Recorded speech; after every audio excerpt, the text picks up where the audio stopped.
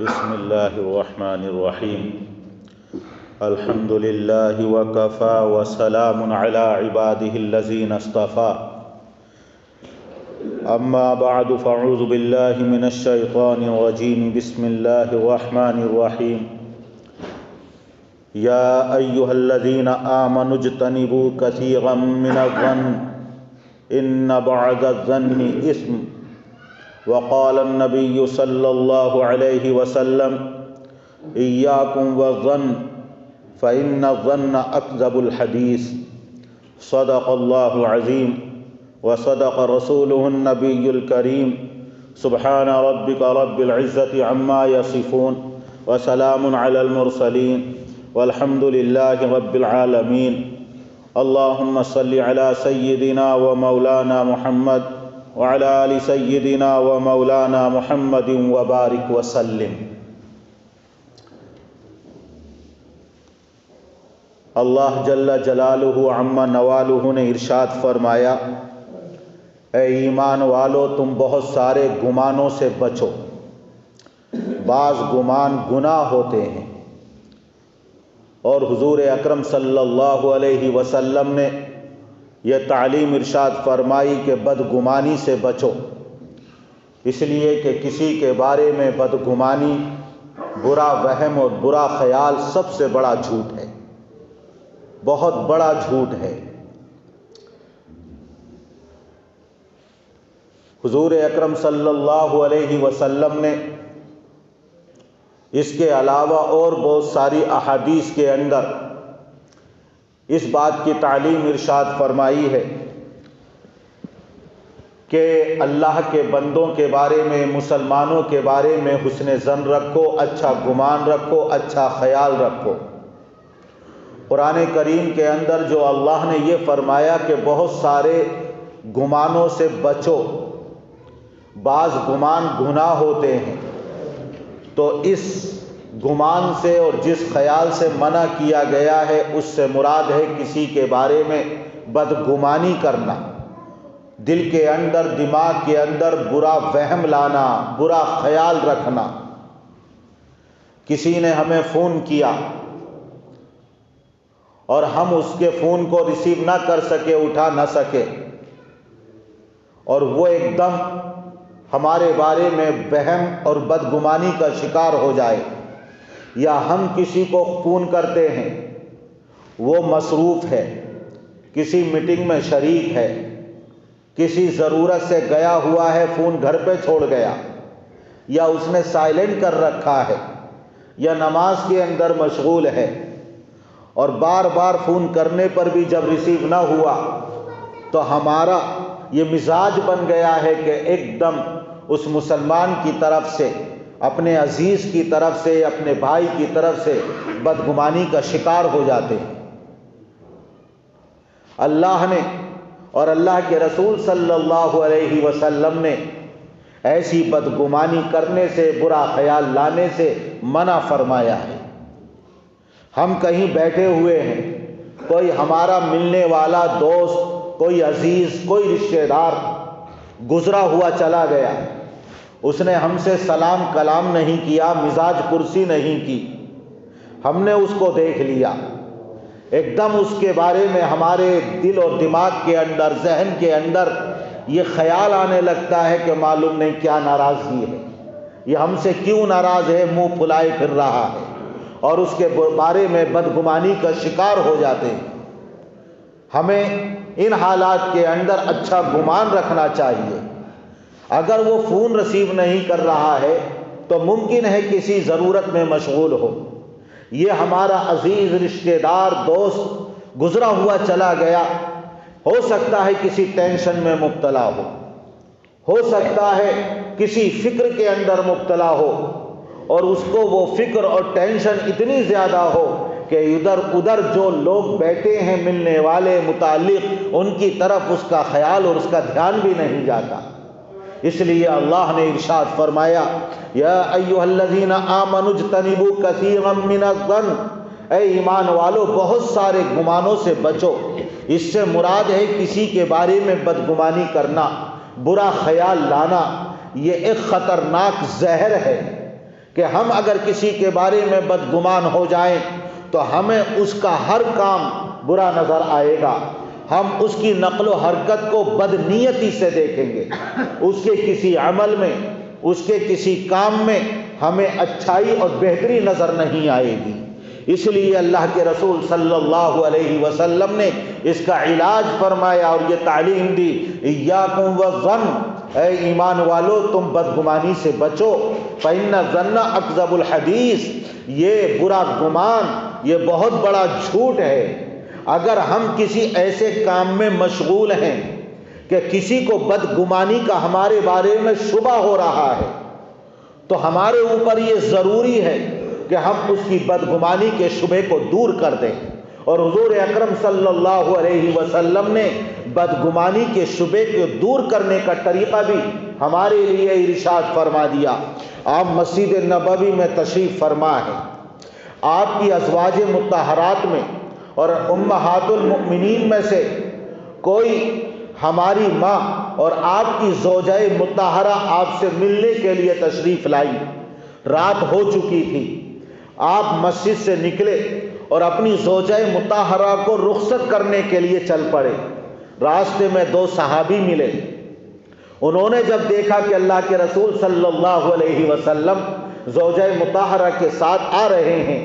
تو وہ پیچھے ہٹنے لگے۔ حضور اکرم صلی اللہ علیہ وسلم نے ان کو بلایا اور یہ فرمایا کہ یہ میری فلاں بیوی ہے۔ صحابہ عرض کرنے لگے، اے اللہ کے رسول، کیا ہم آپ کے بارے میں کوئی بدگمانی کر سکتے ہیں؟ آپ کے بارے میں اور بدگمانی، یہ تو اس سے ہمارے ایمان کا خطرہ ہے، یہ تو ہو ہی نہیں سکتا۔ لیکن اللہ کے رسول صلی اللہ علیہ وسلم نے ارشاد فرمایا کہ شیطان ہر ایک شخص کے ساتھ ہوتا ہے، وہ کسی کے بارے میں بھی بدگمان کر سکتا ہے، اس لیے تاکہ شیطان کا داؤ تمہارے اوپر نہ چل سکے، اس بدظنی کو اور بدگمانی کو دور کر رہا ہوں، یہ فرما کر کہ یہ میری بیوی ہے۔ تو اگر کہیں ایسا موقع ہے کہ کوئی شخص بدگمانی میں مبتلا ہو سکتا ہے تو ہر مسلمان کے اوپر یہ ذمہ داری عائد ہوتی ہے کہ چاہے وہ دریافت نہ کرے، وہ معلوم نہ کرے، لیکن اس شبہ کو دور کر دو، بدگمانی کو دور کر دو، ازالہ کر دو اور اپنی صورتحال سے اسے واقف کرا دو۔ یہ بدگمانی پیدا کرنا شیطان کا بہت بڑا حربہ ہے۔ جس مسلمان کو کسی مسلمان کی طرف سے بدگمانی میں مبتلا کر دیتا ہے تو اس کی وجہ سے اس کے دل میں حسد پیدا ہوتا ہے، کینہ پیدا ہوتا ہے، اس کی وجہ سے عداوت پیدا ہو جاتی ہے، بدگمانی پیدا ہو گئی تو پھر وہ دوسری جگہ اس کے بارے میں غیبتیں کرتا ہے، اس کے اوپر بہتان لگاتا ہے، اس کے بارے میں برائی کے ساتھ تذکرہ کرتا ہے،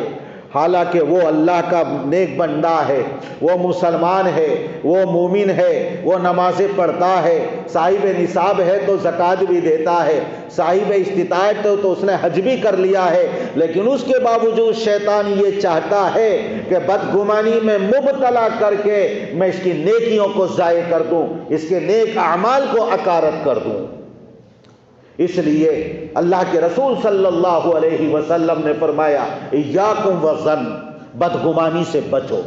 اللہ نے ارشاد فرمایا بہت سارے گمانوں سے بچو، مراد بدگمانی ہے، کسی مسلمان کے بارے میں بدگمانی مت کرو۔ ایک مسلمان جس کی ظاہری حالت ہمیں دینداری کی لگتی ہے، وہ نماز روزے کا پابند ہے، مسلمان اور مومن ہے، اس کے بارے میں بدگمانی کرنا حرام ہے۔ اور اگر کوئی بدگمانی اس کے بارے میں پیدا کرنا چاہے اور ہمارے پاس کوئی دلیل شرعی موجود نہیں، ہمارے پاس کوئی قوی ثبوت موجود نہیں، اور اس کے جرم پر، اس کے گناہ پر کوئی بھی ثبوت اور دلیل ہمارے پاس نہیں ہے، اور کوئی بدگمانی میں ہمیں مبتلا کرنا چاہتا ہے اور برائی کے ساتھ تذکرہ کرتا ہے تو واجب اور ضروری ہے کہ ایسی بدگمانی کا ہم رد کر دیں۔ حضرت عیسیٰ ابن مریم علیہ السلام گزرے ہوئے جا رہے تھے، ایک شخص کو دیکھا، حدیث میں آتا ہے رعا عیسیٰ ابن مریم رجلا یسرق فقال عیسیٰ ابن مریم سرقت؟ قال کلا والذی لا الہ الا ہو۔ حضرت عیسیٰ علیہ السلام نے ایک شخص کو دیکھا کہ وہ چوری کر رہا ہے۔ آپ نے فرمایا تو نے چوری کی ہے؟ اس نے قسم کھا کر کہا کہ ہرگز نہیں، وہ اللہ جس کے علاوہ کوئی معبود نہیں، میں نے چوری نہیں کی ہے، اس کی قسم کھا کر کہتا ہوں۔ جب یہ سنا حضرت عیسیٰ علیہ السلام نے تو فرمایا کہ آمنت باللہ وکذبت نفسی، میں اللہ پر ایمان لایا اور اپنے آپ کو میں جھٹلاتا ہوں۔ اس نے مالک کی اجازت کے بغیر کوئی چیز لے لی یا اس کا شبہ ملکیت اس کے اندر پایا جاتا تھا، جب اس نے پوشیدہ طور پر وہ چیز لی، بظاہر اس کی ظاہری حالت اس بات پر دلالت کرتی ہے کہ یہ چوری کر رہا ہے۔ حضرت عیسیٰ علیہ السلام نے یہی فرمایا تو نے چوری کی ہے، قسم کھا کر جب اس نے کہا، شرعی دلیل موجود نہیں، گواہ موجود نہیں، تو حضرت عیسیٰ علیہ السلام نے اپنے آپ کو بدگمانی سے روک لیا اور یہ فرمایا تو سچ کہتا ہے، کذبت نفسی، میں اپنے آپ کو جھٹلاتا ہوں اور تیرے بارے میں جو میں نے بدگمانی کی ہے وہ بدگمانی کی حقیقت نہیں تھی۔ اس لیے جب تک کوئی قوی دلیل موجود نہ ہو، کوئی شرعی ثبوت موجود نہ ہو، ظاہری حالت کو دیکھ کر ہم اس کے بارے میں بدگمانی میں مبتلا ہو جائیں، یہ جھوٹ ہے، ہمارے نامہ اعمال میں گناہ لکھا جائے گا۔ اکذب الحدیث اللہ کے رسول صلی اللہ علیہ وسلم نے اس کو فرمایا ہے۔ حضرت بایزید بستامی رحمت اللہ علیہ اپنے وقت کے صاحب کرامت بزرگ گزرے ہیں۔ عصر کے بعد دریا کے کنارے ٹہلنے کے لیے چلے گئے، دیکھا کہ ایک لڑکا جوان نوجوان اور ایک نوجوان لڑکی دریا کے کنارے بیٹھے ہوئے ہیں، سامنے ایک بوتل رکھی ہوئی ہے۔ حضرت بایزید رحمت اللہ علیہ کے دل میں یہ خیال آیا کہ یہ دونوں نوجوان لڑکے اور لڑکی سورج کے ڈوبنے کا اور رات کے اندھیرے کا انتظار کر رہے ہیں، گناہ میں مبتلا ہونے کا انتظار کر رہے ہیں، اور ان کے سامنے جو بوتل رکھی ہوئی ہے وہ شراب کی بوتل ہے۔ اس لیے حضرت بایزید رحمت اللہ علیہ ان کے پاس پہنچے اور ان سے کہنے لگے، یہ کیا حماقت اور بے وقوفی ہے، تم رات کے اندھیرے کا اور سورج کے ڈوبنے کا انتظار کر رہے ہو کہ شراب پی کر گناہ میں مبتلا ہو جاؤ۔ تو اس لڑکے نے کہا کہ حضرت یہ میری بہن ہے، میں اس کا حقیقی بھائی ہوں، ہم دونوں روزے دار ہیں، یہ پانی کی بوتل کے اندر پانی رکھا ہوا ہے، سورج ڈوبنے کے منتظر ہیں کہ سورج ڈوب جائے اور ہم روزے پانی سے افطار کریں اور اپنا روزہ کھول لیں، اور ہم سید خاندان سے تعلق رکھتے ہیں۔ جب یہ کہا ہے ان دونوں نے تو اتنی ندامت ہوئی، اتنی پشیمانی ہوئی، حضرت بایزید رحمت اللہ علیہ رونے لگے اور پھر ان کو اکرام و احترام کے ساتھ اپنے گھر لے کر آئے اور بڑا اکرام کیا، ان کو خوب کھانا کھلایا، ان سے معذرت کی، ان سے معافی طلب کی کہ خدا را مجھے معاف کر دو، میں تمہارے بارے میں بدظنی کا شکار ہو گیا، تمہارے بارے میں بدگمانی کرنے لگا، اعلیٰ خاندان سے تعلق رکھنے والے سید میرے آقا کی اولاد میں روزے کی حالت سے ہیں، حقیقی بہن بھائی ہیں، اس لیے اللہ کے رسول صلی اللہ علیہ وسلم نے یہ تعلیم ارشاد فرمائی کہ کسی کے بارے میں ایک دم بدگمانی میں مبتلا مت ہو جب تک کہ قوی دلیل، شرعی ثبوت یا گواہ موجود نہ ہو، بلکہ اگر تمہارے پاس کوئی غلط خبر بھی لے کر آتا ہے تو قرآن کریم کے اندر اللہ نے ارشاد فرما دیا، اگر کیوں نہیں تم نے کہہ دیا تھا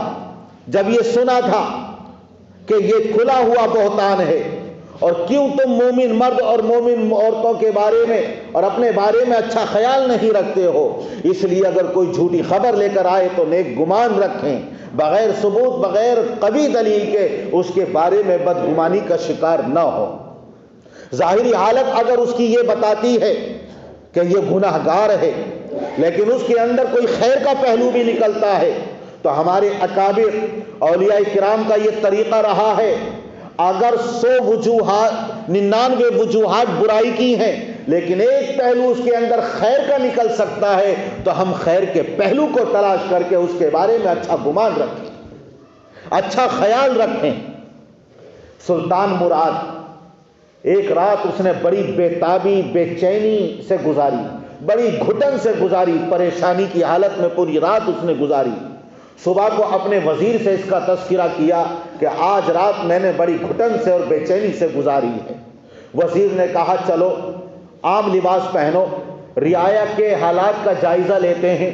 اور ان کے ساتھ کچھ وقت گزارتے ہیں تاکہ تمہاری بے چینی اور اضطراب دور ہو جائے۔ عام لباس پہنا اور شہر میں نکل گئے، لوگوں سے اپنے بارے میں، حکومت کے بارے میں اور لوگوں کے حالات کے بارے میں دریافت کرتے ہوئے جب شہر کے کنارے پر پہنچے تو دیکھا کہ ایک شخص وہاں مردہ پڑا ہوا ہے۔ کوئی اس کی لاش کو نہیں اٹھاتا، کوئی اس کے پاس نہیں جاتا۔ پوچھا کہ یہ کون ہے جو مردہ پڑا ہوا ہے، کس کی لاش ہے؟ لوگوں نے کہا عام آدمی سمجھ کر کہ یہ زندیق ہے، بہت بڑا شرابی تھا، بہت بڑا زانی اور بدکار تھا، اس لیے آج کوئی اس کی لاش کو ہاتھ لگانے کے لیے تیار نہیں، کوئی دفن کرنے کے لیے، کفن دینے کے لیے، نماز جنازہ پڑھنے کے لیے آمادہ اور تیار نہیں ہے۔ سلطان مراد نے کہا ہے تو حضور اکرم صلی اللہ علیہ وسلم کا امتی، یہ امت مسلمہ میں سے ہے، آقا کا امتی ہے، اس لیے بتاؤ یہ اس کا گھر کہاں ہے، اس کے وارثین کہاں رہتے ہیں؟ لوگوں نے پتہ بتایا۔ سلطان مراد جو عام لباس میں تھا، عام لوگوں کی طرح، اس نے اپنے وزیر کے ساتھ اس کی لاش کو اٹھایا اور اس کے گھر لے کر پہنچے۔ جب اس کے گھر لاش لے کر پہنچے ہیں اور بیوی کو پتہ چلا تو گھر میں کوہرام مچ گیا، بیوی زار و قطار رونے لگی، واویلا کرنے لگی۔ سلطان مراد اور وزیر کھڑے ہوئے اس کا رونا سنتے رہے، اس کے واویلا دیکھتے رہے، اور وہ یہ کہہ رہی تھی میں تجھ سے کہتی تھی کہ میری بات مان جا، اگر تو نے میری بات نہیں مانی، جب تو مر جائے گا تو لوگ نہ تجھے غسل دیں گے، نہ تجھے کفن دیں گے، نہ تیری نماز جنازہ پڑھیں گے، لوگ تجھ سے نفرت کریں گے، دور بھاگیں گے۔ میں تجھ سے کہتی تھی لیکن تو میری بات نہیں مانا، آج وہی وقت آ گیا۔ سلطان مراد نے جب اس کی یہ بات سنی تو کہا حقیقت حال بتاؤ، ماجرا کیا ہے؟ اس کی بیوی کہنے لگی کہ میرا شوہر ہے، یہ روزانہ دن کے اندر کسی شراب کے اڈے پر جاتا اور وہاں سے شراب خرید کر لاتا اور اس شراب کو نالی میں بہا دیتا اور یہ کہتا کہ آج میں نے کسی مسلمان سے شراب پینے کے بوجھ کو ہلکا کر دیا ہے۔ پھر رات ہوتی تو کسی طوائف کے کوٹھے پر جاتا اور کسی بھی طوائف کو تھوڑی سی اجرت دے کر یہ کہہ دیتا کہ تو آپ اپنے گھر کے دروازے کو بند کر لے، آج رات تیرے پاس کوئی آنے نہ پائے، اور گھر آ کر کہتا ہے اللہ تیرا شکر ہے کہ میں نے آج ایک مسلمان کو اور اس طوائف کو گناہ سے بچا دیا۔ روزانہ اس کا یہی عمل تھا، جب شراب خرید کر لاتا تھا لوگ سمجھتے تھے یہ شراب پیتا ہے، طوائف کے کوٹھے پر جاتا تھا لوگ سمجھتے تھے کہ یہ بدکاری کے لیے جاتا ہے، اور میں اس کو سمجھاتی تھی تو یہ کہتا تھا تو فکر نہ کر، ایک وقت وہ آئے گا کہ بادشاہ میری نماز جنازہ پڑھے گا، علماء میری نماز جنازہ پڑھیں گے، لوگوں کا ہجوم ہوگا میری نماز جنازہ میں۔ جب یہ سنا تو بادشاہ نے کہا تو فکر نہ کر، میں اس ملک کا بادشاہ سلطان مراد ہوں، آج میں اس کی نماز جنازہ پڑھوں گا، شہر کے تمام علماء اور اولیاء اس کی نماز جنازہ پڑھیں گے۔ لہذا اس نے حکم کر دیا، اعلان کر دیا، بادشاہ نے اس کو غسل دیا، کفن پہنایا، پورے شہر کے علماء اور بادشاہ اس کی نماز جنازہ میں شریک ہوئے، اور جب میں غفیر نے اس کی نماز جنازہ میں شرکت کی اور اس کو دفن کیا ہے۔ ظاہری عمل یہ بتا رہا ہے کہ یہ شرابی ہے، یہ بدکار ہے، لیکن حقیقت حال یہ ہے، اس لیے اللہ کا فرمان ہے یا ایھا الذین آمنوا اجتنبوا کثیرا من الظن، اے ایمان والو بہت سارے گمانوں سے بچو، بدگمانیوں سے اپنے آپ کو بچاؤ۔ بعض بدگمانیاں گناہ ہوتی ہیں، حرام ہوتی ہیں۔ ایاکم والظن فإن الظن اکذب الحدیث، بدگمانی سے بچو، یہ بہت بڑا جھوٹ ہے۔ ہم بلا وجہ کسی کے بارے میں بدگمانی کر لیں، بیچارہ ہم سے چلتے ہوئے ٹینشن میں مبتلا، سلام نہ کیا تو بدگمانی کے اندر مبتلا ہو گئے، گھر پر جا کر دستک دی دوست کے، گھر والوں نے بتایا گھر پر نہیں ہے، بدگمانی میں مبتلا ہو گئے کہ گھر پر ہوتے ہوئے ہمیں منع کر دیا، فون کیا اور ریسیو نہ کر سکا، ہم بدگمانی کے اندر مبتلا ہو گئے کہ بار بار فون کر رہا ہوں اور اٹھاتا نہیں اور روٹ کر بہ جاتے ہیں۔ کسی کے بارے میں کسی گناہ کا خیال مت لاؤ، ہمیشہ مسلمانوں کے بارے میں نیک گمان رکھو، اور جن کی ظاہری حالت دینداری کی ہے ان کے بارے میں تو نیک گمان رکھنا واجب اور ضروری ہے۔ اللہ کے رسول صلی اللہ علیہ وسلم نے ارشاد فرمایا، حسن الظن من حسن العبادہ، نیک گمان رکھنا من جملہ عبادت کی اچھی عبادت ہے۔ جیسے اور اچھے کاموں پر ثواب ملے گا، مسلمانوں کے بارے میں اچھا گمان رکھنے پر ثواب ملے گا۔ اگر ہم کی مسلمان کے بارے میں نیک گمان رکھتے ہیں، ہمارے نیکیوں کے اندر، اعمال صالحہ کے اندر حسن پیدا ہوگا، نورانیت پیدا ہوگی، کمال پیدا ہوگا۔ اس لیے ہم جب تک قوی دلیل موجود نہ ہو، شرعی ثبوت موجود نہ ہو، اس وقت تک ظاہری حالت کو دیکھ کر اگر بدگمانی پیدا ہو رہی ہے تب بھی بدگمانی میں مبتلا نہ ہو۔ اللہ تبارک و تعالی ہمیں تمام مسلمانوں کے بارے میں حسن ظن رکھنے کی توفیق عطا فرمائے۔ وآخر دعوانا